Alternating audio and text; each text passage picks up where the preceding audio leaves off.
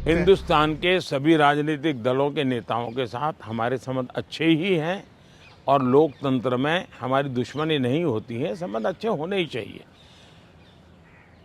अब सवाल ये है कि मैं मेरे संबंधों को संभालूं कि उड़ीसा के भाग्य की चिंता करूं। तब मैंने रास्ता चुना कि मैं उड़ीसा के उज्जवल भविष्य के लिए अपने आप को खपा दूंगा। उसके लिए मेरे संबंधों को मुझे अगर बलि चढ़ाना पड़ेगा तो मैं उड़ीसा की भलाई के लिए बलि चढ़ाऊंगा और चुनाव के बाद मैं कन्विंस करूंगा हर एक को कि भाई मुझे किसी की दुश्मनी नहीं है। 25 साल से उड़ीसा में प्रगति नहीं हो और सबसे बड़ी चिंता ऐसी है कि कुछ एक ऐसी टोली है जिसने पूरे उड़ीसा की व्यवस्था को कब्जा कर लिया है। ऐसा लगता है पूरी व्यवस्था को बंधक बना दिया है और जब इतना बंधक बना दिया है तो बहुत स्वाभाविक है कि उड़ीसा अगर उस बंधनों से बाहर आएगा तो उड़ीसा खिलेगा। उड़ीसा की अस्मिता का सवाल है।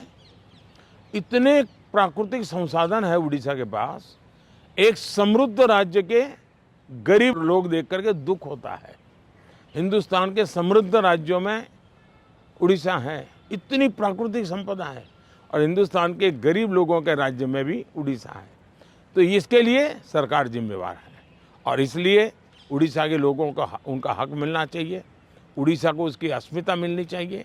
उड़ीसा का भाग्य बदलने वाला है, सरकार बदल रही है।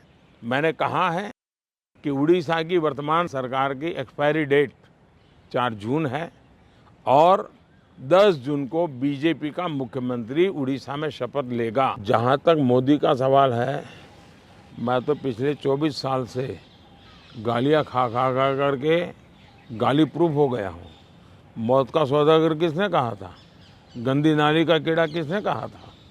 और मेरे यहाँ तो पार्लियामेंट में एक दिन हमारे एक साथी ने हिसाब लगाया था, 101 गालियाँ गिनाई थी। तो चुनाव या चुनाव न हो, ये लोग मानते हैं कि गालियाँ देने का हक उनका ही है और वे हताश निराश इतने हो चुके हैं कि गालियाँ देना, अपशब्द बोलना ये उनके शायद जहन में है, उनके स्वभाव में